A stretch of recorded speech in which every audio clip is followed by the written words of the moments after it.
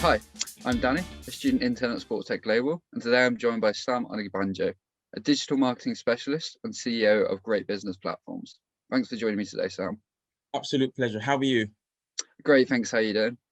Good. I'm enjoying the weather now. The sun's come out, so it's a good feeling. Yeah, I can't believe it. Yeah, definitely not complaining. So my first question for you is, how did you originally get into digital marketing? Okay, good question. The digital part of it I actually stumbled into. It wasn't anything scientific, nothing planned. It was an opportunity. And that's because prior to digital marketing, my business was more traditional. So, and most people know that digital marketing became really popular about, we started getting into SMEs about 2016. That's about 5 years ago. So before then, obviously it did exist, but it wasn't as large as it is now. So what I did was, my other business was sort of, it hit a plateau, so it wasn't really expanding anymore. So one important thing about entrepreneurs is that you have to learn how to reinvent yourself. And that isn't just a word, it's a huge mindset. So you have to learn to say, you're not failing, but this model is failing. There's a difference. And when you can actually grasp that in your mind, then you are open to new opportunities and things that attract you.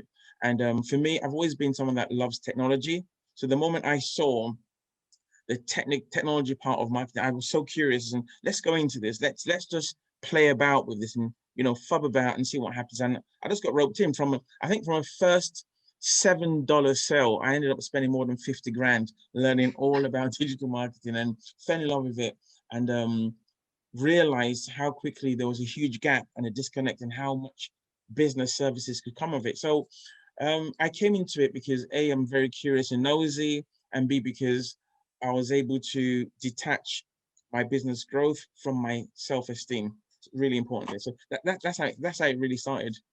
Yeah, it's really interesting how you're saying about it's not you that's failing, it's your idea, and that you've still got capacity to succeed. You just need to take on another route.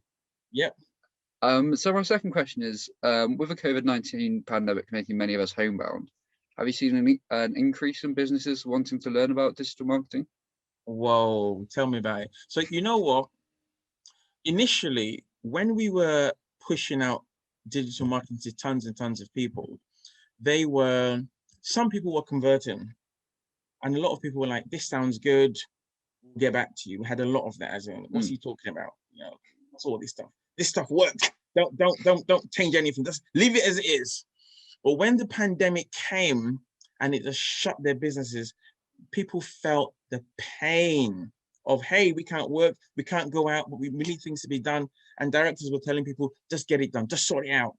And they just had to, whoa. So people were like, whoa, where is that Sam guy? Where is that guy again? And the phone just started going absolutely crazy, So the pandemic really favored technology-based businesses, so much so that even the actual Zoom we're using right now, the share capital on Zoom went up 400% in 6 months. So I think everyone that was involved in communications, tech, and digital saw a massive soar. So and I think that also, even though you've not asked this, from my feedbacks, I've realized that all the people that are using this sort of technologies now realize that, well, it wasn't as hard as they thought it was. The barriers were actually mental barriers, and that actually this sort of business and this model is more cost effective. So you don't have to park a car at the station, jump on a train, all that dead time traveling, and then hire a venue and all that stuff, and get a video man in to record, all cut, because you can actually transfer, you can actually trust. I think that's the key word. You can trust to do a meeting digitally and have the same results as you'd have if it was a physical one. But once again, what happened was that there was a forced paradigm shift, and that forced paradigm shift really helped people like me and my business. Yeah. So yes, definitely there was an upward trend. Yeah, it's interesting how the pandemic's actually helped accelerate some things, like the adoption of technology.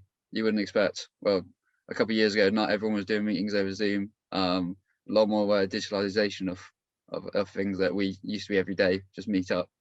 And then finally, if you could recommend one social media platform for businesses to utilize, what would it be?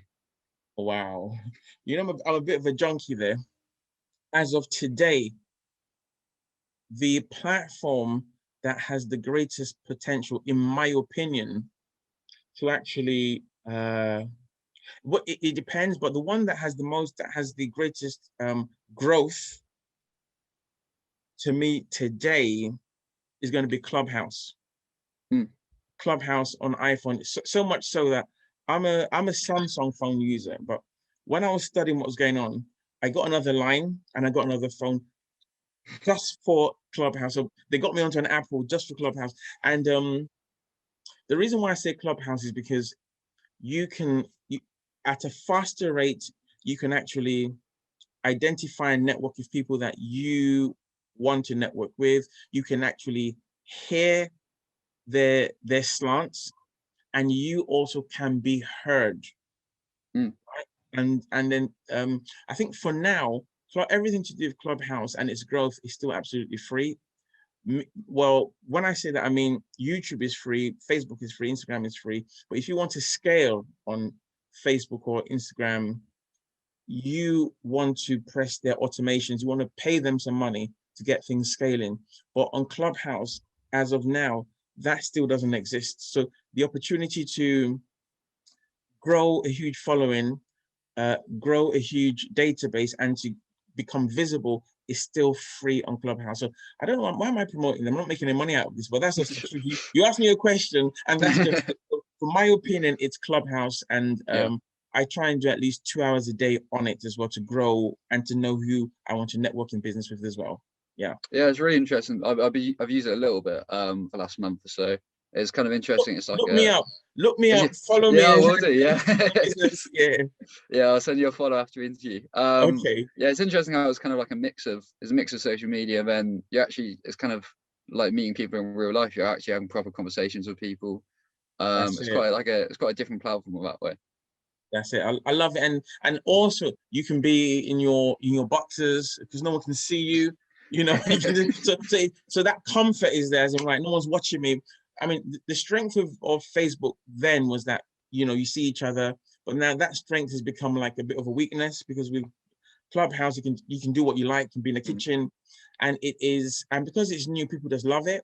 And you can see that even when we open up, you can have Clubhouse in your car. People can't see what you're doing. You can listen to them almost like a radio, but also respond. That is it. So I think Clubhouse is going to be here to stay. That's my opinion. Yeah, I'm with you on that one. Well, that's all my questions done. It's been really great speaking to you. Thank you very much for your time. All right then, yeah. Take care.